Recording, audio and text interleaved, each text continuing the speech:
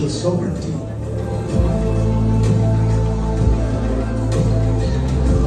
This is Africa. Welcome to Africa. Welcome home. Welcome to Africa. Welcome home. Ladies and gentlemen, a round of applause as we gather here. Excellencies, heads of state, of course, our heads of Ghana's mission all around the world, honorable ministers, esteemed members of the diplomatic corps, distinguished ladies and gentlemen, mesdames et messieurs, c'est absolument un honneur de vous souhaiter la bienvenue à cette rencontre à cet niveau. Ladies and gentlemen, it is an honor to welcome you to this gathering at this level, and it is especially an honor to welcome you to the high-level presidential event on unlocking Africa's financial sovereignty, strengthening the African financial architecture in a global and new global order. Ladies and gentlemen, to officially welcome you, I would like to bring to the stage a bold voice, a man of change, and someone who has the singular mandate to take the name Ghana around the world, of course, collectively. Mesdames et messieurs, je vous présente le ministre des Affaires étrangères. Ladies and gentlemen, please allow me to bring the Honorable Samuel Okudzeto-Ablakwa, who is the Minister of Foreign Affairs of Ghana. Honorable Samuel Okudzeto-Ablakwa.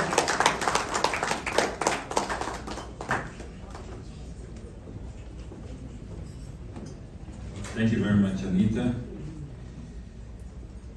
His Excellency John Dramani Mahama, President of the Republic of Ghana, His Excellency Hassan Sheikh Mahmoud, President of the Federal Republic of Somalia, Her Excellency Ambassador Matthias Kobi, Assistant Secretary General of the United Nations, Her Excellency Ambassador Selma Malika Kadadi, Deputy Chairperson of the African Union, Excellencies, Honorable Ministers of State, Governors, Heads of Africa's financial institutions, it gives me great pleasure to welcome you to this side event on African financial institutions, which has been convened by the African Union Chairman on African financial institutions. On behalf of His Excellency John Dramani Mahama, we warmly welcome you to this consequential side event. And there are two things that have happened this week that makes this side event absolutely crucial. And the first one happened just about an hour ago. Those of you who joined us on President Mohammed's delegation to meet with the UN Secretary General, and I'm glad Her Excellency Ambassador Martha Kobi is here. She was on the UN side. The first statement the UN Secretary General, His Excellency Antonio Guterres, made was that the UN and the world is looking up to President Mahama as African Union Chairman, as African Union champion on the AU financial institutions,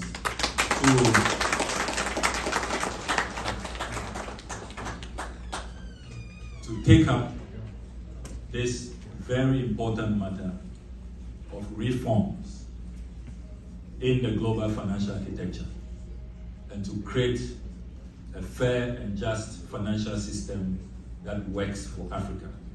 And he added that he can count on the support of the United Nations to make this possible.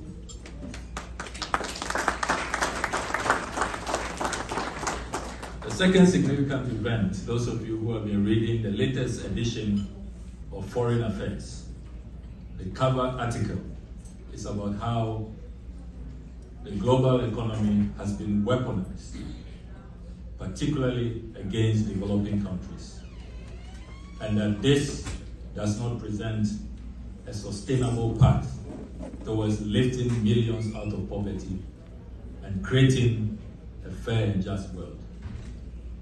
Only this week, the latest edition of Foreign Affairs. So clearly, the course we meet today to discuss is a very profound one. And a particular course that all of us must be committed to. So President Mahama wants us to walk the talk, that this should not be just another talk show, but this is the time to act. Financial institutions here, your acceptance of this invitation is a demonstration that you know that this is a cause that all of us must commit to. The experts say that Africa faces a $1.3 trillion financing gap. We simply don't have access in the way that we should have to credit to transform our continent. And if we must lift our people out of poverty, if there are over 600 million people on the continent who don't have access to electricity, must have access to electricity, all of these call for massive investment in electricity, in healthcare, in education, and we can only achieve that if we build our own resilience and we attain financial sovereignty. And that is why we are gathered here today. So on behalf of President Mahama, I warmly welcome all of you. President Mahama particularly requested that, knowing how busy the high-level week is, anytime we have a UN engagement, we should make sure that good lunch is set. So nobody will have an excuse to say, I want to go out and take some quick lunch before my next side event or my next meeting. So the Ministry of Foreign Affairs, with the generous support from AMFI and the Bank of Ghana, has made sure that all of these requirements are met so that we can all stay in this room at least for the next 1 hour without moving out and coming out with very concrete resolutions towards achieving the Africa we want and building those financial institutions that will work for us, that will not be subject to what other credit rating agencies outside the continent determine. That is why we are here today. So we thank you very much for honoring our invitation, and we look forward to the outcomes of this meeting, which certainly the African Union will work with President Mahama to implement. Thank you very much, and you are all welcome. Thank you very much.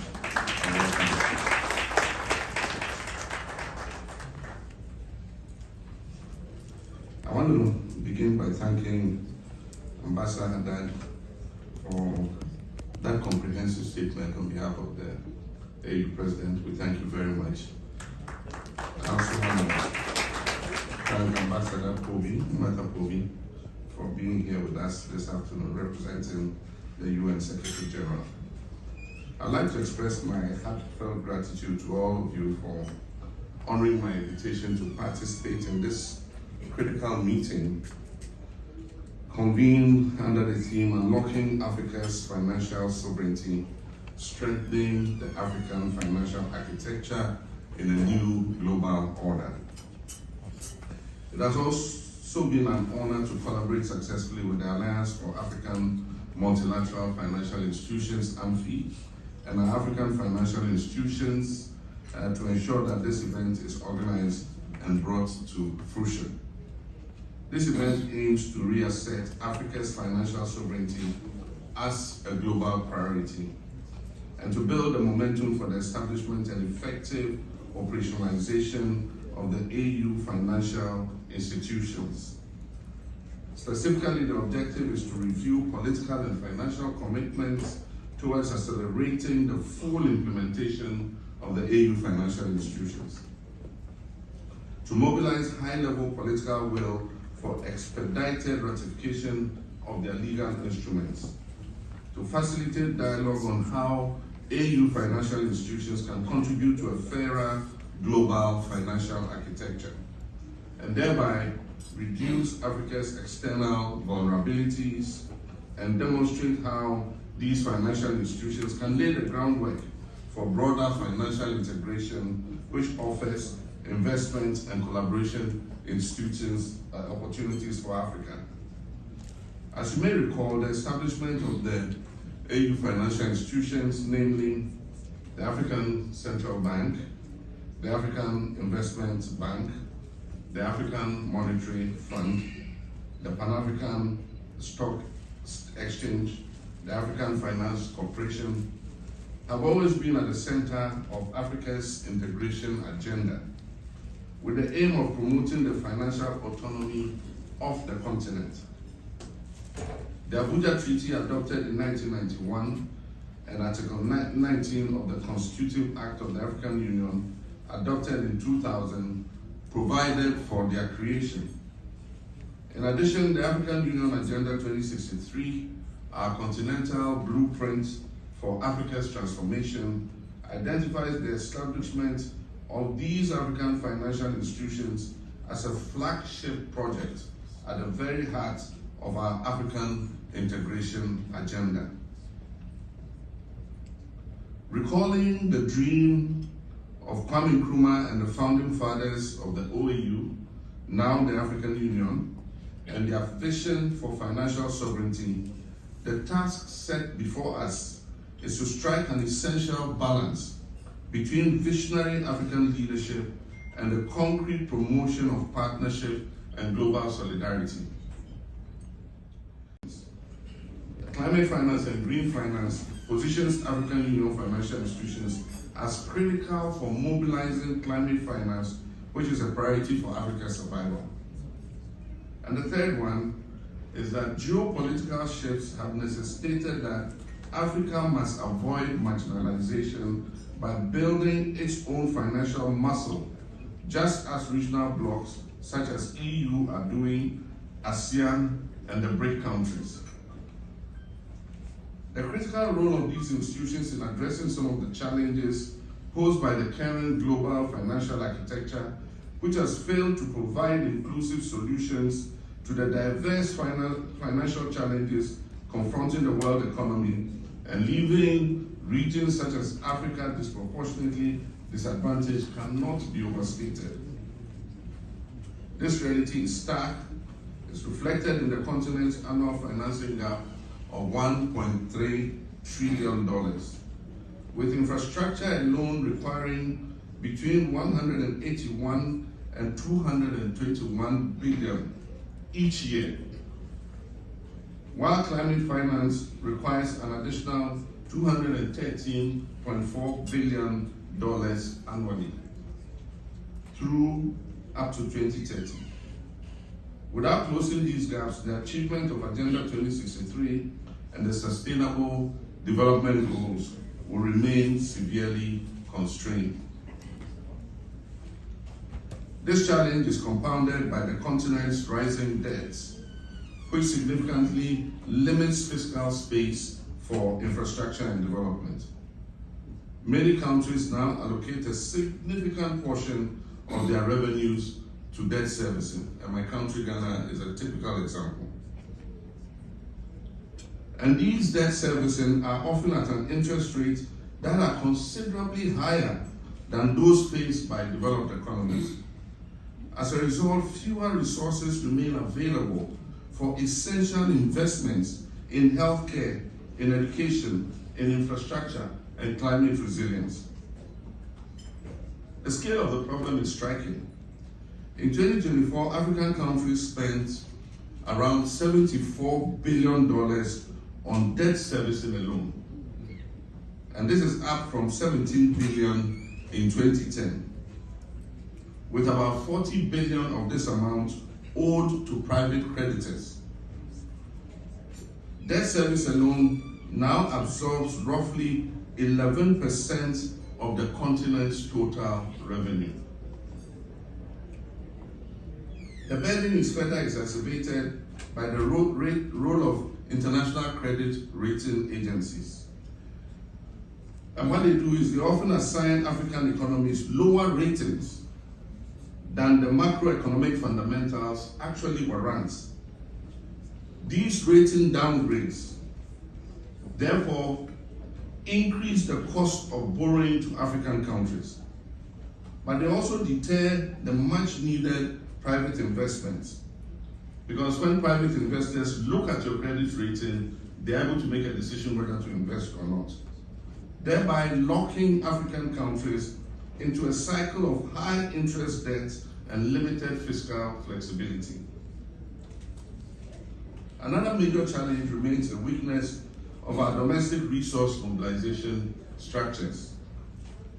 While the tax burden ratio in Africa averages around 16% of GDP, it reaches around 27% of GDP in Asia and over 34% of GDP in OECD countries. This structural weakness limits our countries' ability to finance their development priorities independently. It results in increased dependence on external debt and international aid, with all the constraints that these entail. If Africa were to increase its tax collection rate by just 5 percentage points of GDP, this will represent billions of additional dollars per year. Ladies and gentlemen, at the same time, strengthening domestic mobilization would also help to improve the attractiveness of international capital flows, since stable public revenues and better fiscal governance are a sign of credibility and confidence for foreign investors. Today, Africa attracts only about 3% of global foreign direct investment flows, despite its demography, its energy, and technological potential justifying a much higher share. Additionally, climate finance continues to fall significantly short. By 2030, Africa could face a $2.5 trillion shortfall, despite needing roughly about $2.8 trillion in clean energy investments. And yet the continent attracts only 2% of global clean energy finance. Climate adaptation funding is even scarcer, with Africa receiving just $15 billion compared to $70 billion required in 2023.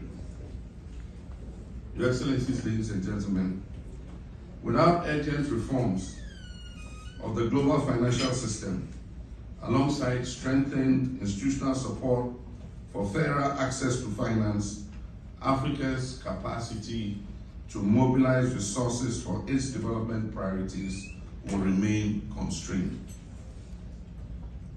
These global reforms must be matched by the establishment of robust and sustainable African Union financial institutions. Indeed, these institutions themselves will be instrumental in achieving the necessary reforms by virtue of their multiple roles in aggregating, in de-risking, leveraging, and deploying the much-needed capital. Such institutions are critical for mobilizing resources from African capital markets to finance investment projects across the continent, which also reduce reliance on external sources of funding. The creation of the African Union financial institutions would also complement the work of the Alliance for African Multilateral Financial Institutions initiatives and foster greater coordination among African financial actors. And in so doing, they will not only strengthen the overall financial architecture of the continent, but also provide more targeted support for regional integration, sustainable development, and economic resilience. They will be critical for investing in infrastructure that will make the African Continental Free Trade Area a reality.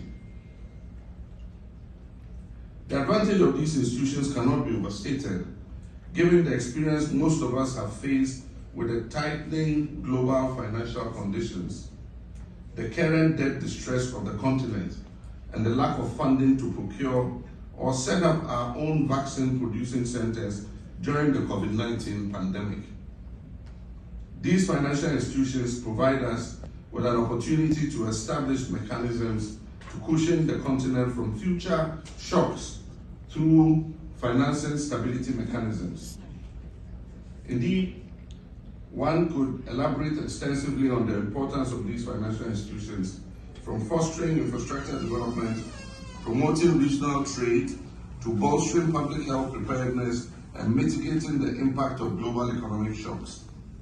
Their contribution underscores the essential need for sustained investment, robust governance, and strategic collaboration to ensure that such institutions can continue to serve as pillars of stability and growth in the African development story. Recognizing the importance and urgency of these financial institutions, my appeal today, as a champion of the African Union financial institutions, is to 1. Strengthen African multilateral financial institutions by upholding political consensus and addressing gaps within the broader multilateral financial system. And the second, to enhance collaboration between African and global stakeholders in order to promote financial sovereignty for inclusive growth and sustainable development across the African continent. In the spirit of partnership and global solidarity, we must position African Union financial institutions not as isolationists, but as a platform, and as Ambassador Haddad said, to engage with the IMF, with the World Bank, with the African Development Bank, with the BRICS New Development Bank, and other relevant institutions. We therefore invite global partners to support African Union financial institutions' operationalization through technical expertise, resource mobilization, and policy alignments. While emphasizing these aforementioned points, we must also carefully consider how to finance these institutions to ensure their sustainability and enable them to fulfill their intended role in promoting the development and prosperity of the African continent. And one of the suggestions that I have heard recently is why of the $500 billion foreign reserves that Africa has sitting in Western banks, why can't part of those reserves be in African financial institutions?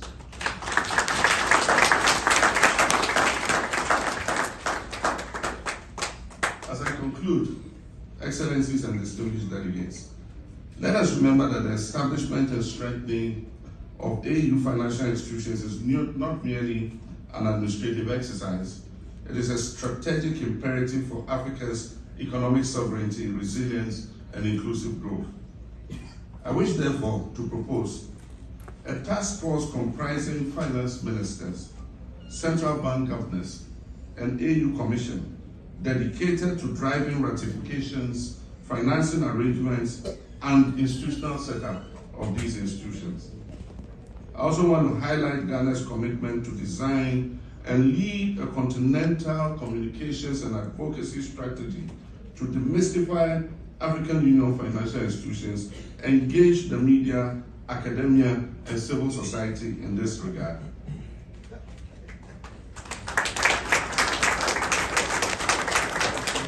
Distinguished ladies and gentlemen, let us not postpone Africa's financial independence and pass it on to the next generation. The time for us to act is now. By deepening our financial integration, mobilizing domestic resources, and reducing our dependence on external financing, we'll be charting a new path for Africa, one that is defined by opportunity, innovation, and shared prosperity. The task ahead requires unwavering political will, robust collaboration, and bold action. Together, let us commit to transforming the vision of a financially sovereign Africa into a tangible reality for our times and for the generations yet to come. I thank you very much for your time.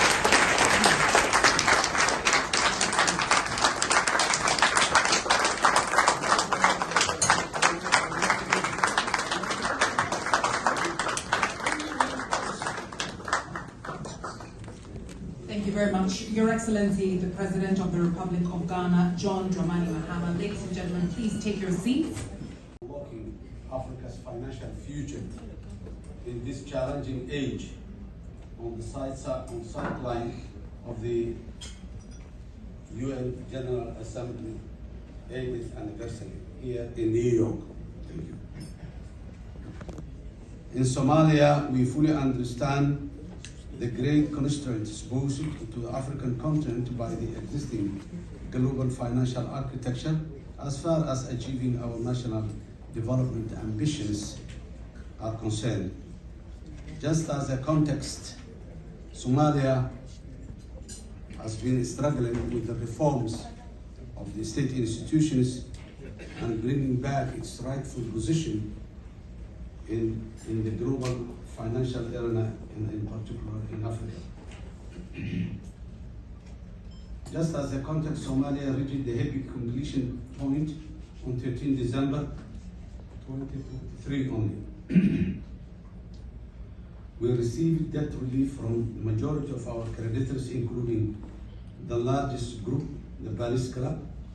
This success comes on the back of a nearly a decade-strong track record of reform delivery with the guidance of the financial multilateral institutions like the World Bank and the IMF, particularly the IMF, and the support of the World Bank, of course, the African Development Bank, and bilateral and multilateral partners. Now, we are committed to continuing to deepen our reform gains in domestic revenue mobilization, public financial management, and financial sector regulation under a 3-year IMF successor program.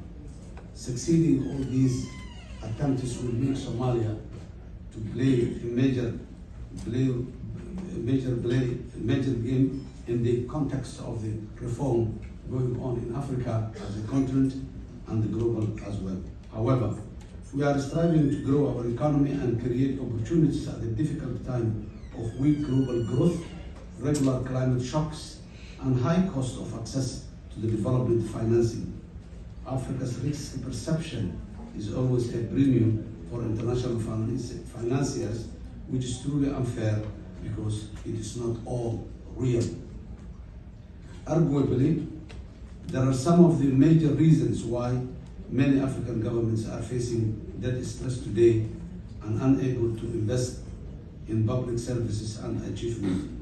Since the epic achievement, Somalia has set a policy that to avoid as much as we can to take another debt for the development, but look into investment from the private sector and from other international investors, whereby we are facing challenges regarding the structures in place.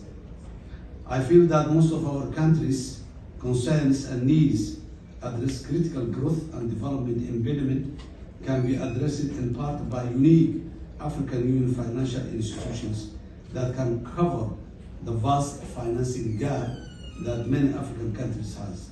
Although many can claim that all of Africa are not in the same level or in the same position, what's required right now is how Africa can unify its spectrum of financial reform and structures. Yet, we must also be very realistic. African financial institutions are still in a nascent design and operational stages. The ones we are now designing must be robust, transparent, and accountable from the inception period right now. They must be designed in a way that complements and strengthens the existing of global architecture so that we achieve financing scale and choice for impactful investment and investors. This does not mean we just follow the existing financial architecture. We question, we put our input on reforming those existing financial architectures, which prove to be very difficult for accessibility of the African countries. Another question on a possible banking union is how can we all improve AML, CFT, which is very, very crucial for trust building of our financial institutions. These compliances to connect the continent's financial sector to the wider global economy and among us as well. African financial institutions designs must not reinvent the wheel, but close the existing gaps that keeps our continent economically poor, and shackled for achieving the required investment. As African government, it is our duty to work together to create a strong continental financial architecture that allows us to trade and pay for goods and services in a timely and predictable manner.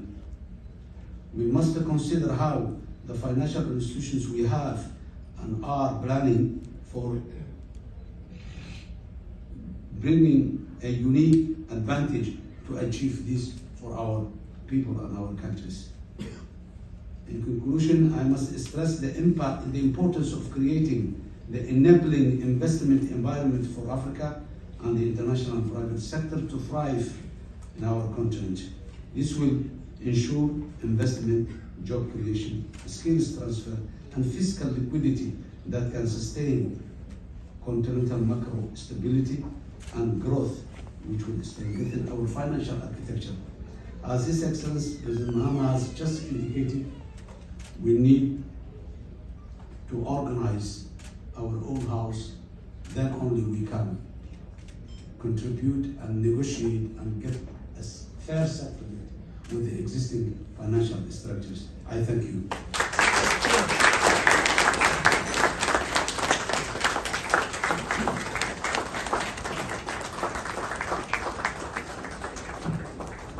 Thank you, Your Excellency. Ladies. A Pan-African Stock Exchange that will build on the already going programs in the continent.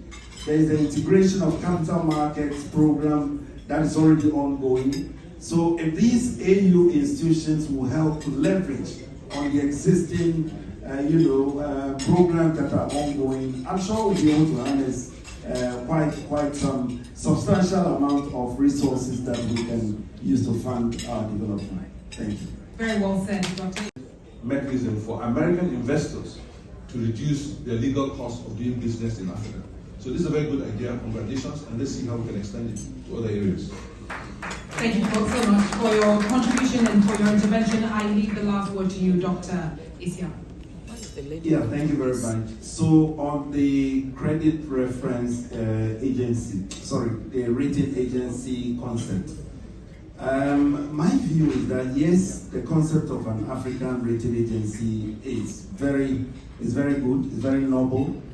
But even while we deal with the traditional rating agencies, there's still a lot more we can do. One of the lessons we have learned in Ghana is that you do not wait till they come to your country to assess you. You have to be consultative in your approach. So give them regular updates, let them see what you are doing.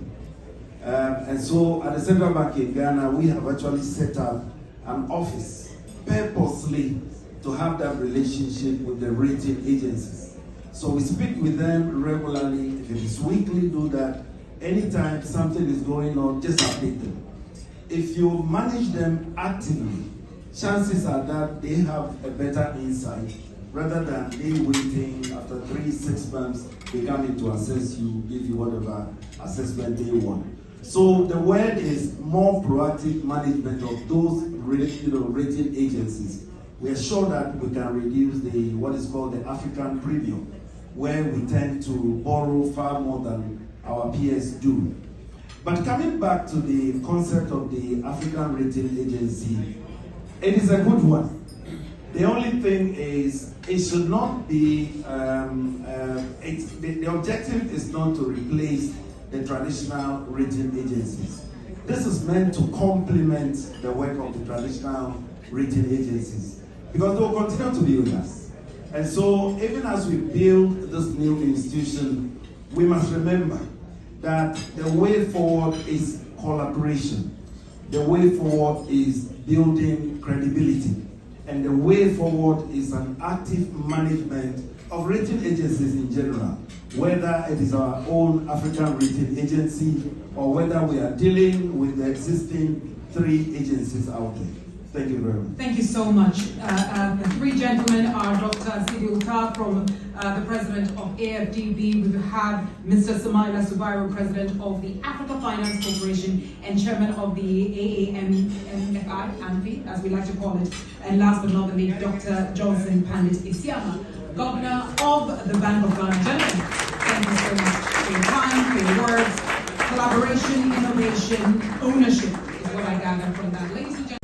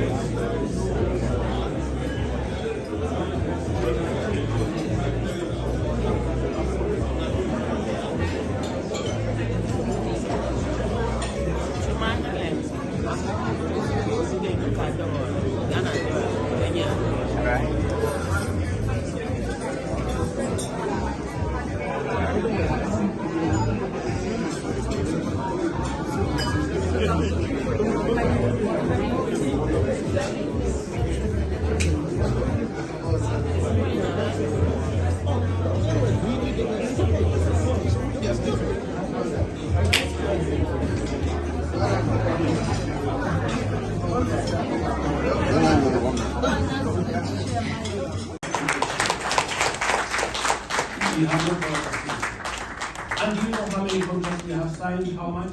The worth of contracts we have signed in the last 2 years is $4 billion. The CEO of Shelter, who operates from Nairobi, is right there. He knows what I'm saying. In fact, when I mentioned this in one of the interviews I was in Ethiopia, people say $4 billion, is that really possible without borrowing? Because we have refused to mobilize domestic resources because we are accustomed to borrowing money from the people who we complain they are lending to us at very high rates. What are they supposed to do? And I'm saying this because we are all Africans here, we must tell each other the truth. Yes. So it is possible to mobilize resources locally. And I want to encourage my brothers who are here.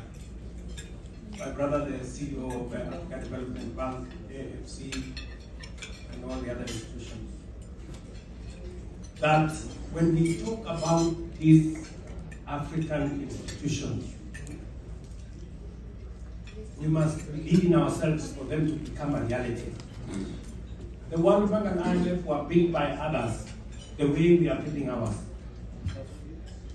So even as we seek to reform World Bank and IMF and all those other institutions, we must also begin by building our own institutions, by believing in ourselves and putting our resources in those institutions.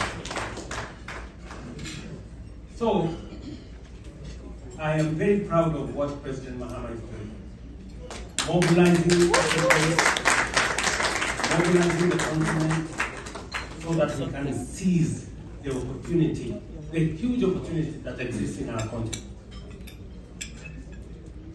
About credit rating agencies, I have had friends here who have said, oh, you know, we have been talking to them often.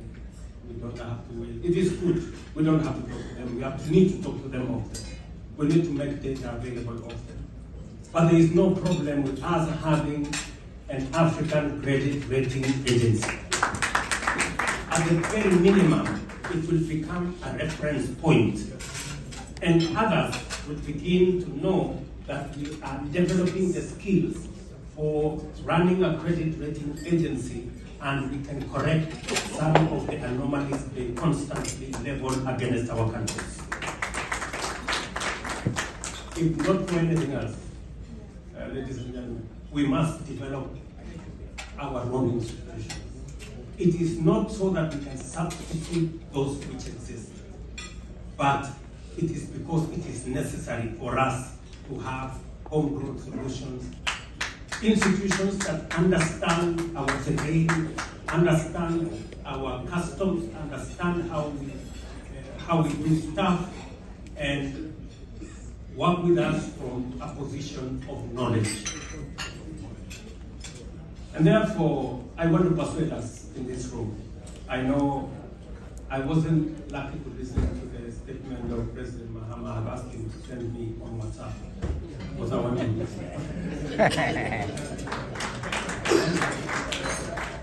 Because he is pushing a very important project for us as a country. And therefore, the African financial leaders who are here. Is the CEO of KCB from Kenya here? I wish he was here. You know, we managed to solve one problem in Kenya. We had a big problem with fuel. When I came into office, the first lot of people to see me were oil marketers. They had run out of dollars, there was confusion in the market, there was an imminent stock out of fuel in Kenya, and we had to design an innovative way of how to get out of it. And we found a way on how to get out of it. But there was one problem. We didn't have a financial institution that believed in us enough to take a risk on us. So we had the Stanbics and the Standards and all these other huge banks, but they wouldn't do it for us. So Kenya Commercial Bank, our own institution, stepped in and sorted out the problem for us. That is the value of having homegrown institutions. And I was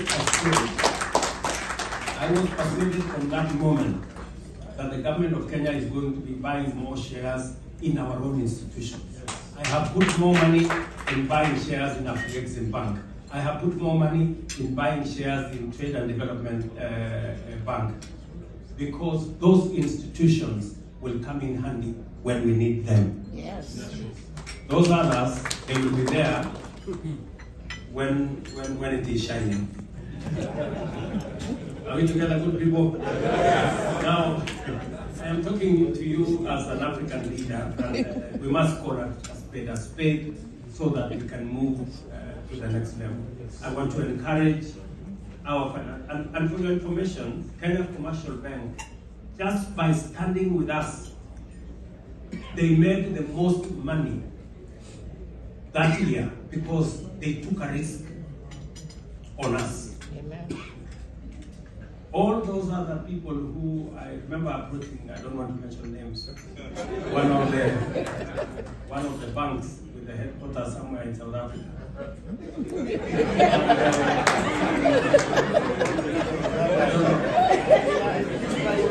But this is somewhere in South Africa, it's right here. And they had a lot of contempt, you know, about oh, we don't think that's possible. We don't think that. But a year later, they were in my office. Amen. Oh, you see, now we want to participate, you know, because now KCB is making a lot of money, they want a piece of the pie. Really? Of course, you know what I did.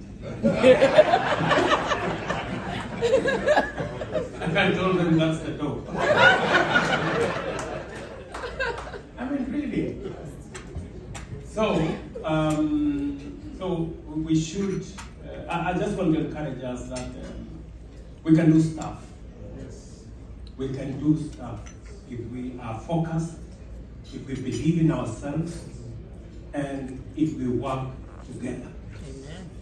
Yeah, and that's what we're trying to do, using the convening power of the African Union to bring all our financial institutions together, and so that we can think about the future of our continent together, even as we work with the rest of the global community to sort out our issues. Thank you very much. And apologize if I have said anything that offends.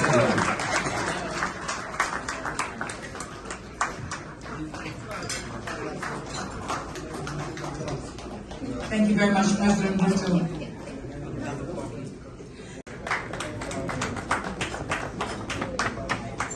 Thank you, Anita. Thank you, everybody. Thank you, President Ruto.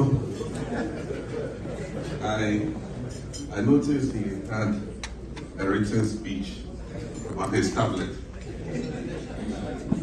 but he decided to speak from the heart. And so he abandoned the speech. So his secretary and his bureaucrats, sorry, he decided to speak from his heart. But that's how it should be, and we really appreciate that. We have a similar experience with our own Ghana Commercial Bank. It's KCB and GCB. For many years, we had a debt with our refinery called the Tor debt, the oil refinery.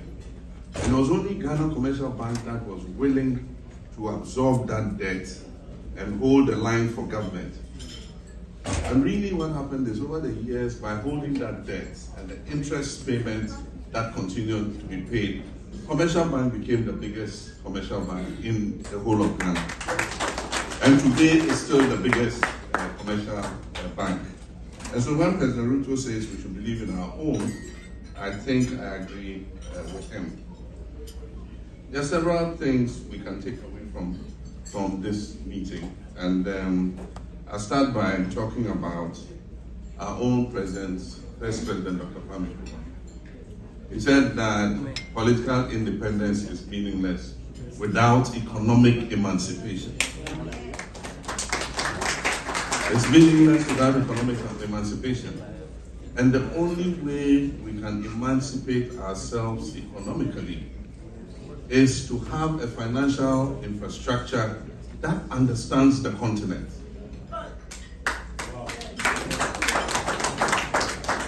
We have the multilateral lending agencies and all of them.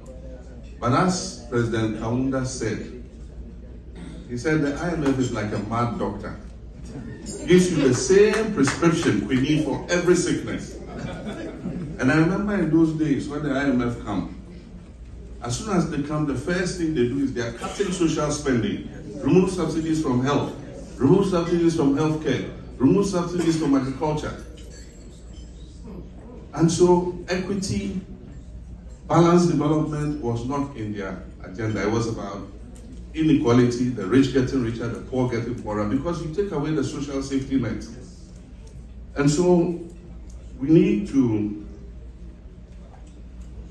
have institutions that understand the continent, understand our private sector, including our culture, and know how to create instruments that will help especially small and medium enterprises.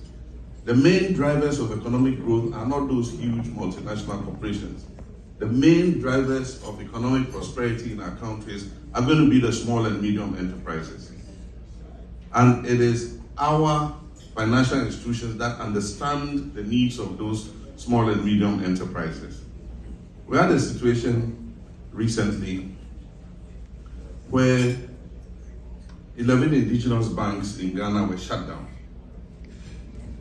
And so today we have a situation where the bulk of the banks are foreign owned. But why were these indigenous banking institutions shut down? Because they were borrowing, they were lending in the riskier end of the market. It was they who were lending to SMEs. And so definitely their liabilities were going to be worse than, say, the multinational banks. And so for a problem of about 7 billion cedis, we shut these banks down, and government ended up guaranteeing deposits to the tune of about 21 billion cedis. I mean, that was unpardonable. And so today, those multinational banks, I mean, how many SMEs can actually go and put up the kind of collateral that they ask for to be able to lend to them? They will ask for your house, your car, your wife, your children. And your kidney. Everything. And so that is the point we are making. Another takeaway is domestic resource mobilization. And I think that President Ruto hit the nail on the head when he talked about the housing fund. And I asked him, I said, I was with him this morning, and I said, well, how are you funding it? And he says, oh, as part of the reduction that they do to public and private sector workers in terms of pension funds. The employer pays a bit and the worker too pays a bit. And so they just added 1.5%, and then government adds, the employer adds its share to it. And they're building 200,000 housing units a year. 200,000 housing units a year. So it means in 5 years they would have built 1 million housing units. Ghana's deficit in housing is 1.8 million housing units.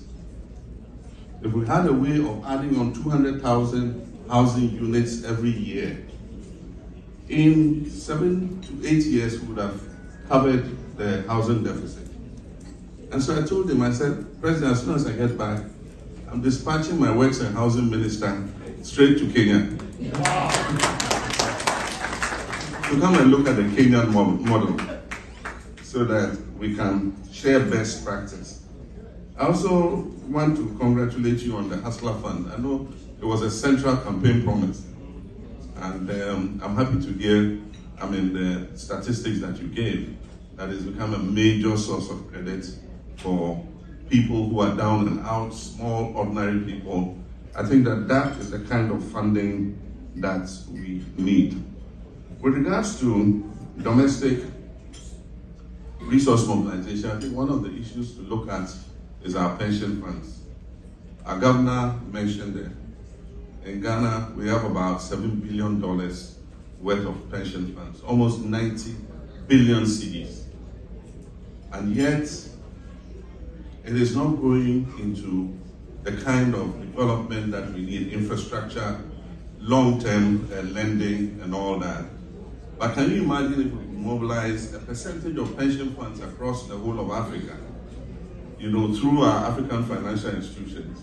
The kind of money that we'll be able to raise, long-term money at lower interest rates, to be able to finance infrastructure, to finance the private sector in Africa.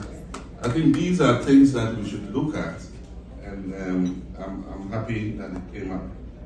The only other thing I'll add is the issue of taxation and transparency, because that's a very critical part of domestic resource mobilization.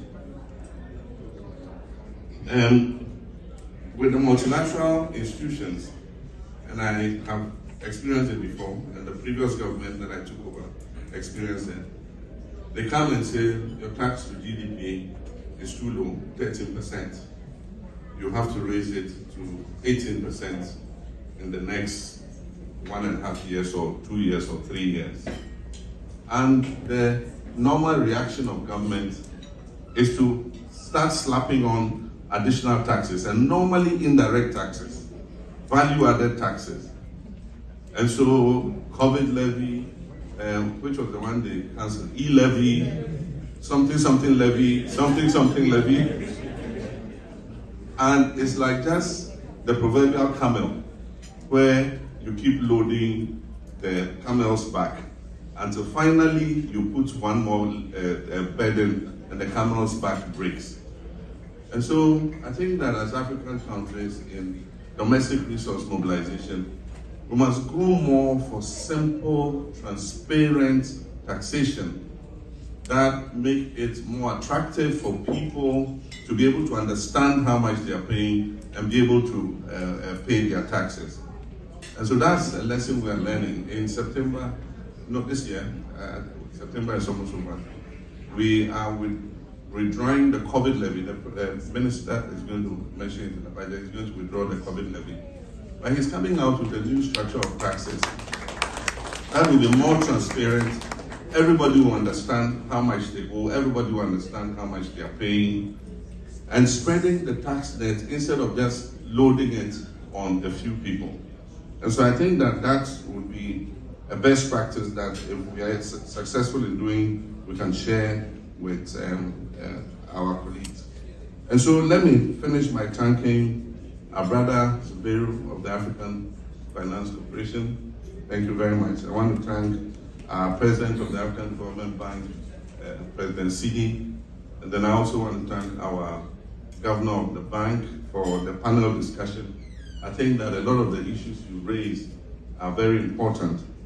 And I believe that from this meeting, we must begin to act in terms of moving forward the agenda of Africa creating its own financial architecture and supporting our African financial institutions to grow so that we take our destiny into our hands and create the prosperity that the African people deserve.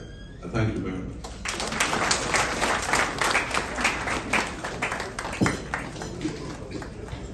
Ladies and gentlemen, with those words, we officially come to the closing of this auspicious event. I am duly informed that His Excellency, the President of the Republic of Ghana and of Kenya, do have another appointment just about now. So thank you very much for joining us. My name is Anita Erskine. God bless you all. Have a great afternoon.